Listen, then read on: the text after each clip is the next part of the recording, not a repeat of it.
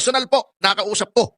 Nakausap ng inyong abang lingkod, yung tatay ng minor na kinuha nung grupo ni Rizon Tiveros. Pati yung sa family, kausap ko po. Nandoon po ako nung binibideo yung kanyang testimony. Tila ginimbal ang lahat na kumakalaban sa dating Pangulong Rodrigo Duterte matapos subukang idiin patungkol sa kaso ng AGK. Ang dating Pangulong si Rodrigo Duterte tila nasampal ng katotohanan at kahihiyan ang ilang makakaliwang grupo, pati na ang senadora na si Risa Hontiveros at Laila de Lima, matapos ang kumpirmadong anunsyo na binasura na at gawing final ng Korte Suprema ang desisyon nito na hindi nabuksang muli ang mga kasong pinipetisyon laban sa dating Pangulo na si Rodrigo Duterte. Kaya ayon pa nga sa marami sa ating mga kababayan, wala na, tapos na ang laban. Ano kaya katotoo ang balitang ito, mga kababayan? Ating alamin. Pero bago natin tapusin ang balitang politika ngayon sa Pilipinas, kung ikaw ay bago pa lang sa channel na ito, ay please huwag kalimutang mag-like, subscribe at i-click ang notification bell para mas maging updated pa kayo lalo sa lahat pa ng bagong video na i-upload sa channel na ito. Tiniyak na mismo ng Korte Suprema ang desisyon kung saan kinumpirma na ang dismissal of human rights petition laban kay dating Pangulong Rodrigo Duterte ay tila hindi na ito maaring buksan pa ng kahit na sino. Ibinasura ng 14th Division of Court of Appeals noong June 28, 2018 ang mga petisyong inihain laban sa dating Pangulong Duterte patungkol sa tila pagkasawi ng mga kilalang aktivista di umano. Ayon mismo sa desisyon ng Korte Suprema, tapos na at hindi na kailangang buksan pa ang kasong ito dahil bukod sa nakalagay na sa Supreme Court books ang nasabing desisyon ng 14th Division, may mga datos na magpapatunay na mahina ang mga kasong isinampa laban sa dating administrasyong Duterte, kaya't naging final and executory ito noong April 29, 2024. Sinubukan pa ng grupong karapatan na i-revert ang nasabing desisyon ng Korte Suprema, ngunit hindi na ito pinahihintulutan pa ng pinakamataas na kapulungan dahil tapos na ang laban at tuluyan na nilang ibinasura ang mga kaso laban sa dating Pangulo na si Rodrigo Duterte. Ayon pa sa kumpirmadong balita na inilabas online ng Enquirer.net, dismissal of human rights petition versus Duterte reaches finality. The dismissal of petition for protective writs filed by several human rights groups where former President Rodrigo Duterte was impleaded has attained finality. In a document made public Thursday, the Supreme Court has already released the entry of judgment for the case of which a decision has become final and executory on April 29, 2024. Under court rules, an entry of judgment means the decision was already recorded in the SE's book and can no longer be appealed or revised. The case was about the petition for review filed by Karapatan Rural Missionaries of the Philippines, RMP, and Gabriela that sought a reversal of the Court Appeals decision dismissing their petition for writs of amparo and habeas data to protect their members. The said petition was dismissed by the 4th Division of the Court Appeals on June 28, 2018. The petition for review and certiorari filed on June 28, 2019 at the Supreme Court, which raised issues on the CA decision, was followed by 2 or more manifestations filed by Karapatan after the extrajudicial killing of 3 of its human rights workers, Zara Alvarez, Ryan Hubilla, and Nelly Bagasala, who were supposed to testify in the hearings. Karapatan expressed dismay over the SC decision. Unquote. Matapos lumabas ang balitang ito ay hindi naman nakapagtigil ang taong bayan sa mundo ng social media na magbigay ng kanilang mga komento at hinaing sa usaping ito. At ayon pa sa kanila, thank you so much Supreme Court, binalik ninyo ang tiwala namin na may justice pa dito sa Philippines. Thank you Lord, basta gumawa ka ng kabutihan at katotohanan, yan talaga ang magwawagi. God bless po PRRD, mabuhay po kayo at mahal nyo ang Pilipinas at ang mga mamayang Pilipino. Langit na ang humatol sa isang presidenteng very controversial dahil sa pagiging totoo at may malasakit sa mga maliliit na tao. God bless you PRRD.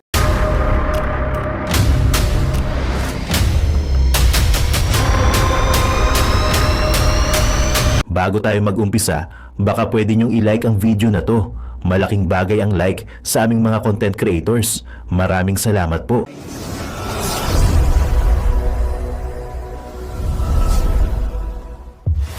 Boom! Yun guys, magandang araw sa inyo. It's me again, Boy Sardinas, isa sa membro ng Banateros Vloggers. So kaya nakita nyo, si Risa Hontiveros virus, nangunguha ng mga bata. Ang lakal! Yari! So guys, panibagong reaction tayo. So nakita nyo naman yung preview. Si Tatay Digong, no? Ay pinawalang sala na ng Supreme Court. So gaano ba kayang katotoo? So kayo na mag-analyze dyan kasi tayo nagre-reaction lamang. Ay sabayan mo ng prayer, sabayan natin ng panalangin na yung balita na yan ay maging totoo. Ngayon, sa balita na to mga babayan, no, sana matapos mo yung susunod na full video kasi napakalupit nito. So dito sa video na to mapag-uusapan na ito pa lang si Risa Virus Hontiveros ay matagal na palang merong balita na nangyari na ito pala ay nangunguha ng bata. Ano kaya ano ba yung panahon na yun dati mga kababayan? Comment nyo nga dyan, di ba dati may nangunguha ng bata na yung sabi, ang balita dati yung chismis ay nilalagay sa mga ginagawang tulay. Naku, ano kayang ginagawa ni Risa sa mga bata, no? So mga babayan, sana mapanood nyo yun. So konti lang yung preview, sana ay pagtyagaan mong panoorin yung susunod na full video kay Coach Oli. Ang lupit nito. Saka itong si Sir yung nakita nyo dyan, no? Ay nako, ito talaga, meron siya talagang ebidensya dahil ay nandun siya mismo, si Sir Idol, no, na nagbibideo na, ay, kaso bakit kaya na wala yung ano na yan, yung usapin na yan. So ngayon, bumabalik-balik na, so siguro ngayon, ito na yung karma ni Risa Hontiveros virus. Di ba? So ganito mga babayan. So nakita nyo naman yung ating preview. So kayo na mag-analyze dyan sa video ng napanood nyo. At itong pinakamalupit na full video mga babayan, nako, ay talagang matatauhan na kayo, no? So mga bumoto kay virus ay na virus din kayo. Baga na parang pare-pares din tayong nabudol, no? Pare-pares tayong nabudol nung mga nakaraan. Sama-sama na lang tayo. Kaya dapat itong susunod na mga eleksyon ay wag na ho tayo magpapabudol.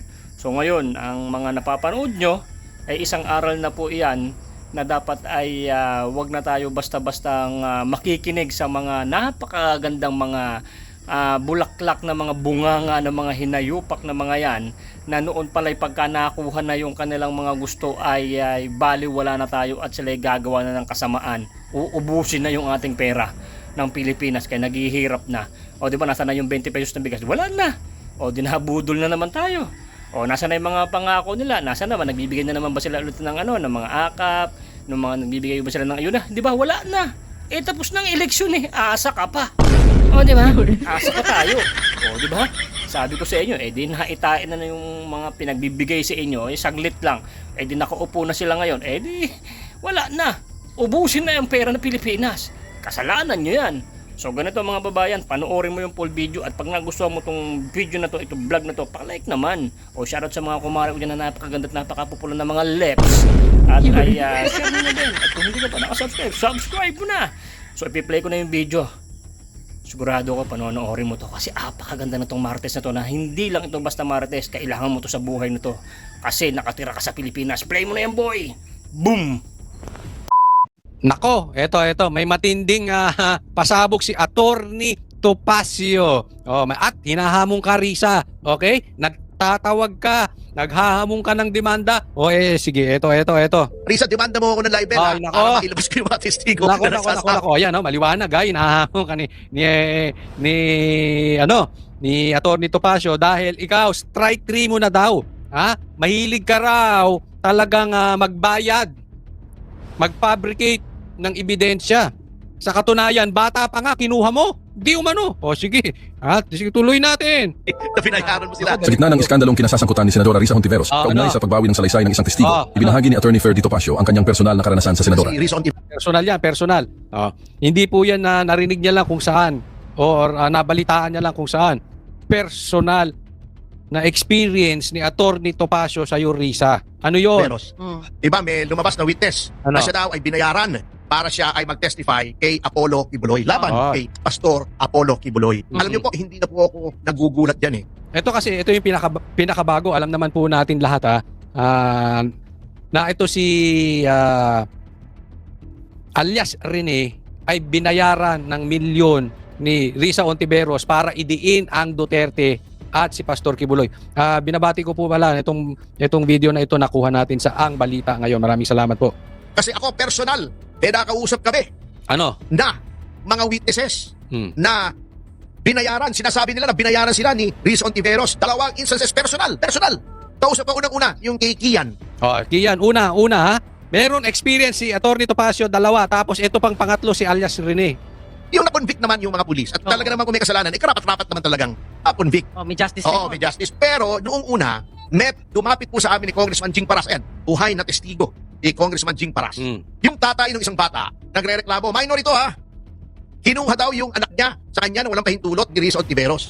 Kita mo, nangunguha ka ng bata. Ay, nako, pangit yan. Oo, kababae mong tao, nangunguha ka ng bata. Daig mo pa yung mga DOM na mahihilig sa bata. Nako, may kakilala akong ganyan. Pambihira ka, Risa. Nangunguha ka ng bata para kasi si Claire Castro. Ay, hindi si Claire Castro, yung pinsan daw niya.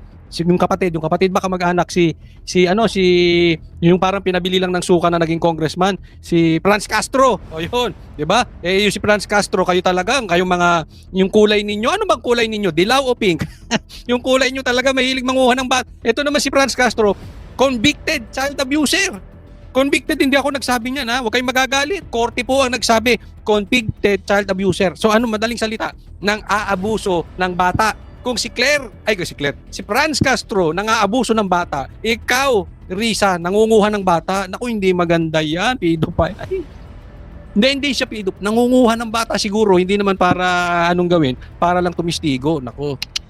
Hindi ako may sabi si Topacio ha, ina-explain lang natin mabuti nang maintindihan ng taong bayan kung ano yung pag-uugali mo kasi trending, may pattern ka.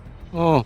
So lumapit kami sa CIDG. Kasama namin yung tatay, nagreklamo. Kaya yan, kasama yung isang official ng CIDG, kasama yung VACC o yung Volunteers Against Crime and Corruption, kasama si dating Congressman Jing Paras. Pumunta kami sa Senado para kausapin si Senator Risa Ontiveros. Natakot yata nung nalaman may CIDG, hindi kami hinarap, wala daw. Kita mo, takot ka pala, Claire. Bakit kasi yung Castro parang naano ko doon sa child abuser? Risa, natakot ka ugali mo pala yan. 'Di ba? Magsasalita ka pagka nandiyan ka sa siyempre privilege speech mo yan, pero pagka haharapin mo na yung katotohanan, natatakot ka, hindi mo minit. Nako, una yan. Sabi nung staff niya. Although, sabi ng mga tao roon, nandun daw. Hindi na namin pinili, siyempre. Ayaw naman nating bastusin yung senador yun Senator of the Republic. That's number 1 ha. Number 2 yung sa Farmally. Diba, hinarap namin sa media. Yung isang witness na sinabi, binigyan siya ng pera, binigyan siya ng e-bike ni Risa Ontiveros sa pamamagitan noong abogada na connected kay Risa Ontiveros, miyembro ng kanyang staff. Mo? Namigay ng pera, namigay ng bike. Ano ang gamit? Abogada niya at saka yung staff. Okay, member niya, staff niya. Di ba yan din ang kwento ni Yan din ang kwento nito si alias Rene. Hindi niya na may tatanggihan kasi sa madaling salita, ugali ni Risa yan. Tatandaan nyo, gusto nyong makita yung pag-uugali halimbawa ng kaibigan mo? Backtrack ka lang. Ilang taon? May pattern. May pattern ng tao Unless magkaroon ng divine intervention, magbabagong buhay. Pero kung hindi nagkaroon ng divine intervention, as is where is, ika nga, pare-parehos lang yan. Ulit-ulit. Kita mo tumutog pa, Tumutog ba? Hindi naman siguro kakilala ni itong si alias Rene yung tungkol dyan sa Farmally na yan. Pero yung sistema, saan pinadadaan dun sa staff noon? Sa abogado mo. Ayan, nasa akin pa yung video. Nandyan pa rin sa online, yung testigo yun, yung video ng testigo. Kaya hindi lang may pagkakaila yun. Hanapin ko yan. Hanapin natin. Ikalat natin yan. Yung video na yan kasi kailangan importante yan. Para malaman ng taong bayan kung anong klaseng babae ito si Risa. Kasi mahilig siya magbintang, yung pala, yung kanyang mga testigo binabayaran. Hanapin, antayin natin. Siguro kung kayo po ay may access, isend nyo sa akin o isend nyo sa account ko yung video, kahit yung link man lang, makita natin na ano yung sinasabi ni Atty. Topacio itong pag-uugali ni Risa. Yung kay Kian, nandyan pa rin po online pag niresearch nyo. Oo. Kaya etong lumabas pong testigo na nagsasabing binayaran na naman siya ni Senator Risa Hontiveros para magtestigo laban kay Pastor Apollo Kibuloy, strike 3 na yan kay Risa Hontiveros. So, Strike 3, it means pag strike 3, you're out. Senado. Eto, panawagan lang sa inyong mga senador. Ha? Strike 3 na po ito si Risa. Wala akong naririnig sa inyong mga senador. Dapat you're out. Di ba pag strike 3 sa baseball, you're out. Pwede pong matanggal ito si Risa. Hindi, ang aking pagkakaalam, bagamat tayo ay hindi naman abogado, ito siya ay hindi pwede ma-impeach. Pero may mga pamamaraan paano siya masuspende bilang senador. May mga pamamaraan kung paano siya matanggal bilang senador. But in any case, kayo na pong bahala dyan mga senador. Ito lang ang hinihingi ko sa inyong mga senador. Bakit tahimik kayo? Wala akong narinig na nagsasalita kayo as of up to this time na ginagawa ko itong aking vlog. Wala pang nagsasalita si Senator Bato pa lang. Wala akong pakialam kung maka-Duterte kayo o galit kayo kay Duterte. Dapat magsalita kayo dito. Dapat may paninindigan kayo dito. Hindi pwedeng wala kayong paninindigan dito. Di ba? Kung kayo'y naniniwala dito, dapat imbestigahan nyo to si Risa. Ngayon kung kayo naman ay hindi naninindigan dito, sabihin nyo in public, kami hindi naniniwala dito sa testigo na yan. At least man lang may tayo kayo. Kayong mga senador, at least tumayo kayo. Kasi duwag kayo pag hindi kayo nagsalita. Or, ayaw nyo lang naaabala. Ako sa tingin ko talaga yan lang. Kasi pag tumahimik ka, ibig sabihin lang, para sa akin duwag ka o wala kang pakialam sa nangyayari. Kasi napakalaking balita nito Tapos senador ka, hindi ka magsasalita. Anong klase kayong senador? 'Di ba? Magsalita kayo. Lahat-panglahatan po ito. Hindi lang ito pang Duterte o hindi yung maka-Duterte. Wala akong pakialam, basta senador, magsalita kayo, nilalahat ko ito. Mas gustuhin namin kontrahin nyo, sabihin nyo, peke yan, lumabas na testigo. At least may paninindigan ka, hindi ka duwag. Nagsasalita ka, kaysa naman tahimik ka dyan. Ibig sabihin, iwas pusoy kayo, wag ganon. Pangit po yan. Ano silbi nyo, nahalal kayo mga senador? Kasamahan nyo tong senador Dapat may stand kayo, hindi pwedeng tahimik lang kayo basta dito.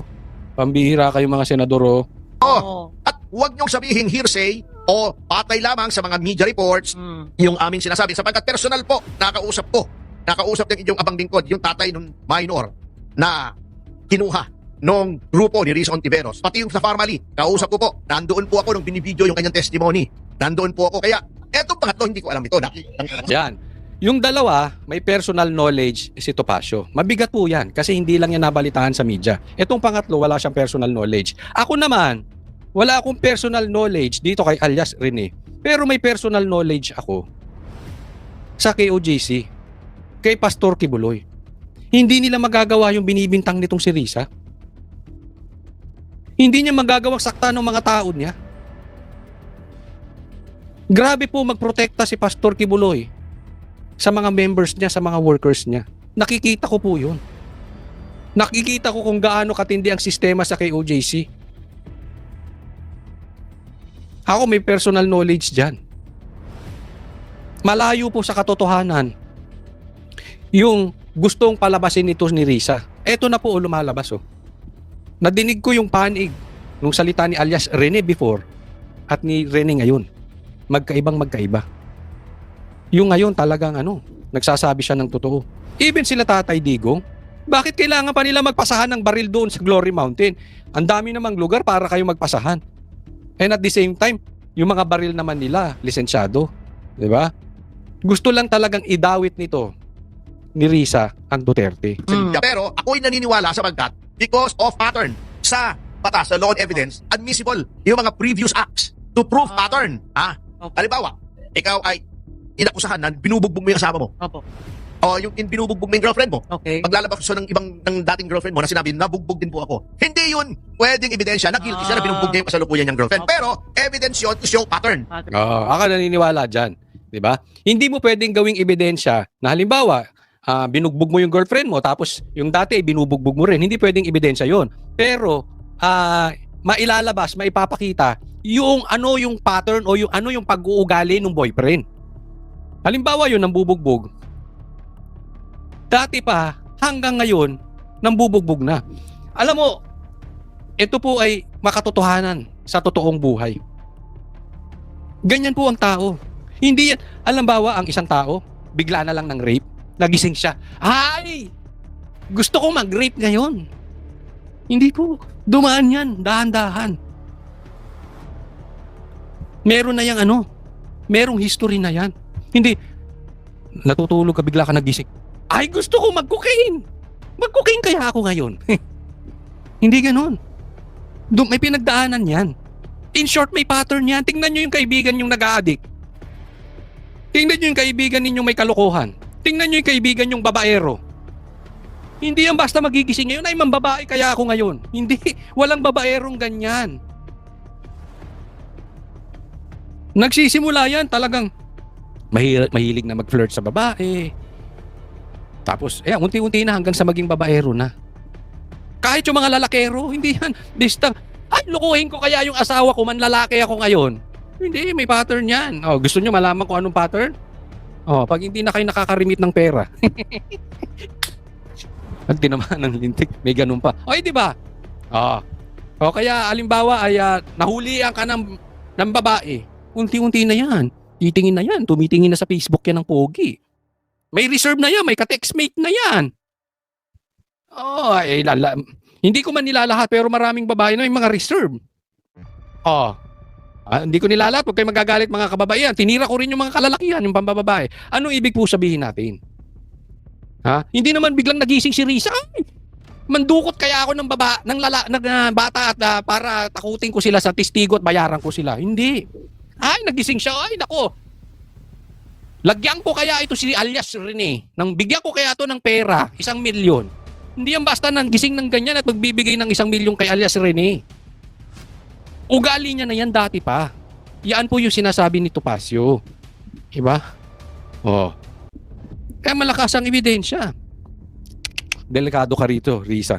Pattern of behavior. At ang pattern po ng behavior ni Risa Ontiveros ay talagang mahilig po siyang magbayad ng testigo. At dapat po yan ay imbestigahan. Bata pa, no? Nagbabayad ng testigo, Risa. Idemanda mo. Wag ako idemanda mo, ha? Nagko-komentaryo lang ako kay Topacio. Si Topacio, hinahamon ka ng demanda. Sige, idemanda mo nang ilabas niya mga ebidensya. Pag ako dinimanda, Topacio, basa mo sa akin yung ebidensya. Ako maglalabas. Ay, si Topacio. Sige nga, Risa, idemanda mo si Topacio. Magkalabasan ng ebidensya. Yan ang gusto namin. Di ba? Naghahamon ka sa TV ng demanda. Ididemanda mo. Sige, demanda mo si Topacio. Hinahamon ka. Tingnan natin ang tapang mo, Risa. Ng Ethics Committee ng Senado. At siguro may papayo ko dito sa abogado ni Pastor Kibuloy na naghain ng Ethics Committee complaint pagdating ng 20th Congress doon sa Senado. At sasamahan ko po siya kasi kailangan na pong tumigil itong ginagawang ito ni Senator Risa Ontiveros. Ay, oo. Alias Rene, huwag kang matatakot. Magsampa ka sa Ethics Committee, sampahan mo ng kaso yan. Kung ano-anong pinagsasabi, ano-ano pinapasabi sa'yo. Batas po tayo, sinasabihan natin, kung totoo si alias Rene, demanda mo, iano mo yan, tama yung sinasabi ni Atty. Topacio, sampahan mo yan sa Ethics Committee. Pagkapasok ng 28th Congress. Kasi strike 3, you're out. Diba? Ang lakas ng loob nito, gusto patalsikin si Sara, baka mauna ka pa. Ang bilis ng karma ngayon tatandaan mo, digital na ngayon. Pati karma digital. Ingat ka, Risa. Oo. There is a time of reckoning. And maybe this is the time of reckoning na sinasabi ni BP Sara. Mauuna ka pa. Ako, kung naririnig mo ko, alias Rene, alam ko ikaw ay nasa USA, ikaw ay nasa Iran, o baka nasa Israel ka. Idemanda mo, ireklamo mo sa Ethics Committee ng Senado nang ito'y matanggal. Mauna siya kaysa kay Sara. So, at saka, Risa, demanda mo ako ng libel, para mailabas ko yung mga testigo. Kita mo, ikaw ngayon ang hinahamon, Huwag kung sino-sino dinidemanda mo. Ang idemanda mo yung naghahamon. Huwag kang magagalit sa mga vloggers. Pinaparot lang namin yung sinasabi ni Atty. Topacio. Pinaparot lang namin yung sinasabi ni yung mga pinagpapalagay, pinag-ano ko sa Facebook. Pati si Meta, kakampi nyo, kayong mga dilawang kayo. Yung pinost ko sa Facebook, pinagtatanggal. Huwag kayong magalit sa aming mga vloggers. Ituon mo ang galit mo kay Atty. Topacio, siya ay demanda mo, wag kami. Huwag kami ang gipitin ninyo. Huwag mo kami isumbong kay Meta, kaya itong si Meta wala ring kwenta. Buti pa si YouTube, fair. Pambira, oh. Hindi, totoo naman yan si Meta eh. Nakaano kami dyan, naka-shadow ban kami dyan. Oh. Pagkatungkol sa Duterte, sige kayo ilabas. Pagtungkol sa Dilaw, ay naku kayo. Ewan.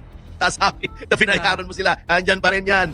Risa, sige, banatan mo ko. Mag-upakan tayo. Bago may sasabihin pa sila, kaya daw tinitira, inuupakan ng iba si Rizon Tiveros, threat daw kay Sara Duterte.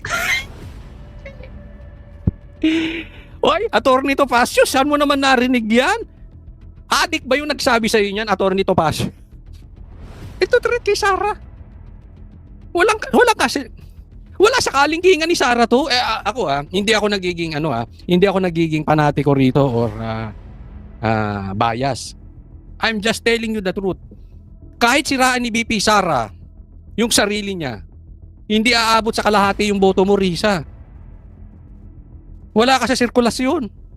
Sa totoo lang, Risa, wala ka sa bilang. Huwag mo nang pangarapin kahit nga yung Dilaw, hindi ikaw ang gustong tumakbo, si Lenny. Huwag ka nang umaipal. Sayang yung effort mo. Ito totoo lang ha. Kahit naman siguro yung mga Dilawan, yung mga Pinklawan at pati mga komunistang NPA, alam nila ito. Ay siguro sabihin ni Sara, alam nyo, wag nyo akong iboboto kasi may problema ako sa confidential funds. At meron akong grave threat sa mga Marcos. Wag nyo akong iboboto kahit sabihin ni BP Sara yon, hindi ka aabot sa kalahati. Maswerte ka, Risa, kung umabot ka sa kalahati. So kung sinong loko-loko, baka adik yung nagsabi sa inyo na Atty. Topacio. Ha? Nasa happy place. Yung threat daw si Riz. Ay nako. Sa 2028, haler, si Sara Duterte po, naka 33 million votes. Si Risa, both times. Natalo pa nga yan sa Senado, di ba? Hindi, ako tingin ko adik yung nagsabi nun. Pero alam mo, kabobo nun ha. Kung ang nagsabi nun, ay ako hindi ko sinasabing matalino tayong vlogger. Pero kung ang nagsabi nun political analyst, political expert, or political advisor, tanggalin nyo. Ang bobo nun. Ang bobo nun. Naging political expert ka, tapos sasabihin mo threat si Risa kay Sara. Isa't kalahati kang bobo. Kung sino man nagsabi niya kay Atty. Topacio, pambihira. Both times na nanalo siya, kulilat siya. So anong threat ang pinagsasabi nyo? Pero attorney, God willing na lang kung sino ang Oo, doon tayo mag-inay. pero dapat malaman natin ang karakter ng mga gustong magpangulo. Yun na, Diba? tama. Pero kahit even sa tama. history niya is fair game. So with Rizon Tiveros, so with any other Ah. prospective presidential. Tama yung sinabi ni Atty. Topacio. Gusto nyo malaman yung katotohanan kay BP Sara dahil gusto nyo magiging presidente siya. Hindi, ikaw rin, Risa. Ha? Risa, ang tanong, nangunguha ka ba ng bata? Yan po yung sinabi ni Atty. Topacio, ha? At may ugali ka nagbabayad ng witness. Magagalit. Pero kung galit ka, di magdemanda ka, i-demanda mo si Atty. Topacio. Next topic po tayo. Ito, pag-usapan naman natin si Risa, hindi raw makatulog. Yan, di umano yan ang lumalabas na balita ngayon sa social media. Hindi na daw makakatulog hindi na daw nakakapagtulog-tulog si Risa dahil sa kinaharap niyang bulilyaso at kalukuhang kagagahang ginagawa. Sige. Nagkabayaran o nagkatakutan? Bumaliktad ang isang Senate witness laban kay KOJC leader Pastor Apollo Quiboloy. Binayaran lang daw kasi siya ni Senator Risa Ontiveros pero buwelta ng senadora, tinakot lang ang testigo. Yan ang agenda report ni Hannah T. Binayaran po ako ni Sen. Risa Ontiveros para mag-testify laban kay PRRD, VP Sara at kay Pastor Apollo C. Quiboloy. Yan ang seryosong Yan na matindi yan, ha? Kita mo na kung ano klase ang puso ni Risa Ontiveros. Talagang may galit siya sa Duterte, kaya damay-damay pati si Pastor Quiboloy. At bukod sa gahaman sa kapangyarihan si Risa dahil sa gabal sa pangarap niya si BP Sara, gahaman din sa pera dahil ang sinabi nitong testigo na si alias Rene, kung tawagin nila, ay merong habol doon sa kingdom. Kaya nagpapahukay sila sa tulong ni Torre. aligasyon ni Michael Murillo na dating Senate witness na sinabing pinilit siya ni Senator Risa Ontiveros na mag-testify para pabagsakin ang Kingdom of Jesus Christ ni Pastor Apollo Quiboloy. Kaya't seryosong legal action din ang inihahanda ng senadora laban sa kanya. Tumestigo si Maurilio noong February 19, 2024 sa Senate hearing ng komite ni Ontiveros. Dati siyang miyembro at landscaper ng Glory Mountain ni Quiboloy. Isa sa claims ni Maurilio, nakita niya sina VP Sara at FPRRD na bumisita sa property ni Quiboloy. Ano mo, di ba? Pinilit idamay. Ganyan po desperada to si Risa. Pinilit niyang madama yung mag-amang Duterte ay dagdag ka ng 500,000. Ganon katindi po yan si VP Sara. Ganyan, alam niyang kawala siyang kapag-apag-asa. Napaka-desperadang babae. At umalis ng may dalang bag ng mga armas. Kilalang spiritual advisor ng dating Pangulo si Quiboloy at naging bahagi pa siya ng pambato ni FPRRD sa nagdaang senatorial race. Wala naman akong nasaksihan na ganong pangyayari. Pinilit din akong idagdag yung pangalan ni Senador Bongo at Senador Bato de la Rosa sa affidavit kapalit ng mas malaki. O kaya nga, ikaw Bongo, hindi ka pa ba magsasalita? Dinamay na kayo nito. Buti si Bato nagsasalita na. Yung mga ibang senador, di ba kayo magsasalita? Nako. King halaga ng pera. Pero hindi ko na sila isinama kasi baka umattend sila sa hearing at magtanong. Binigyan daw siya ng 500,000 pesos para isama sa affidavit ang pangalan ng pastor at ng mag-amang Duterte. Nagka-additional 500,000 pa raw nang matapos siyang tumestigo sa Senate hearing.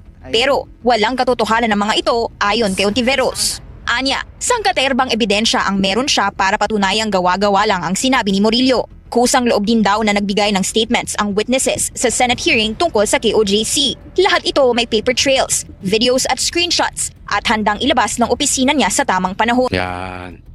Yan ang parate ganito. Pagka may balita, ang usually sinasabi, pagka hindi nila agad masagot, fake news yan, or pinilit, or tinakot, or binayaran, or may ilalabas silang ebidensya. Halatang halata na bumibili ng panahon itong si Risa. Kung testigo nga binibili, panahon din. Kasi apakasimple. Nakita nyo yung testimony nitong si alias Rene? Detalyado. Doon mo makikita pag ang tao ay nagsasalita ng totoo. Hindi generic. Ha? Hindi yung parang si BBM na ang sinasabi yung kampanya niya. Ang kampanya ng plataforma niya ay pagkakaisa. Uniteam. Bagong Pilipinas. Yung ganon, ganyan ang palusot ng guilty. Generic yung sinasabi. Si alias Rene, pinangalanan. Ang dami niyang pinangalanan. Even the dates. Specific po, up to the smallest detail. Binanggit ni alias Rene. Ibig sabihin, confidence siya sinasabi. Pag ikaw magsisinungaling, hindi ka magbabanggit ng specific. Dahil mahuhuli at mahuhuli ka. Remember, sinabi niya, gusto daw niya ipadamay ni Risa si Bato at si Bongo. Hindi niya dinamay kasi baka matanong siya. Dahil pag fabricated ang ebidensya, mahuhuli ka, kaya iniwasan. Ito si Risa, ang dahilan niya, meron silang ebidensya, ilalabas sa tamang panahon. Remember that, tamang panahon. But for the meantime, para masagot niya ang media, ang style niya, kunwari meron siyang ebidensyang ilalabas. Kunwari may paper trail. Kunwari, sa sinabi niya, maaaring tinakot yan si alias Rene or maaaring binayaran. Tinakot yan at binayaran. At meron silang ebidensya. At yun na nga mga kababayan, ano na ang masasabi mo? Kung mayroon kayong hinaing at komento patungkol sa balitang ito, please comment down below. Pag-uusapan natin yan sa comment section. At kung nagustuhan nyo ang video, ay huwag kalimutang mag-like at i-share na din para mas marami pang makaalam at umabot ito sa marami sa ating mga kababayan. Maraming salamat po!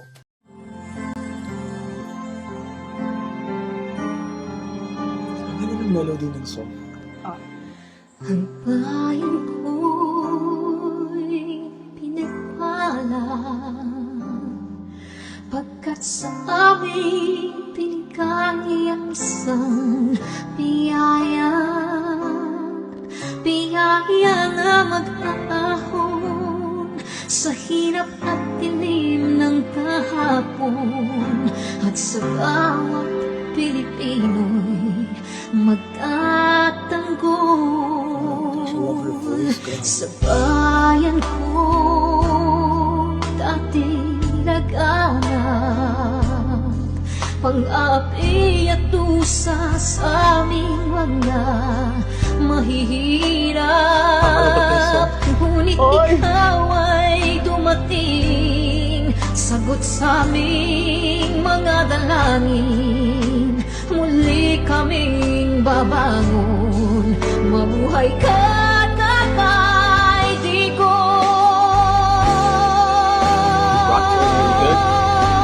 Ama, maraming salamat.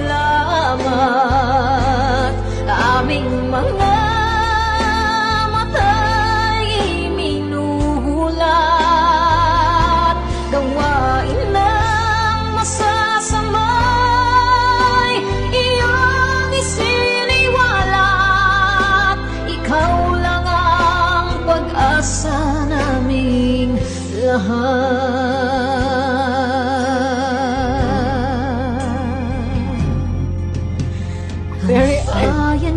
Binamatay niya ako, umiyak ako. Pilipinas, muling makikilala at itataas. Katahimik ay maghahari, sa ating puso'y mamamayani. Mga ngiti sa labi, di mapapawi.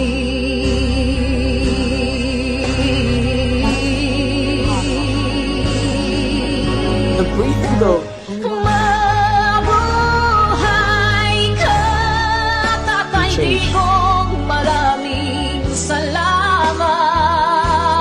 Ang malasakit sa Pilipino ay walang kasing tapat.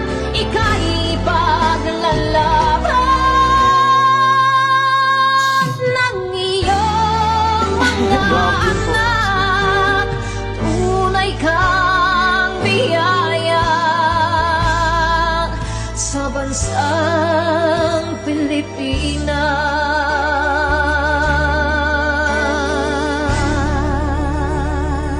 Haba. Mabuti pa ang sardinas, may label. Eh tayo, wala. Nay, ito na yung bayad ko sa isa, ano? O, kunin mo yung isa. Isa muna. Iyan, no? Tapos, isa pa. Di ba? 4 dapat na sardinas, eh. O, yan. 3 na. Pang-4 na sardinas. O, okay na.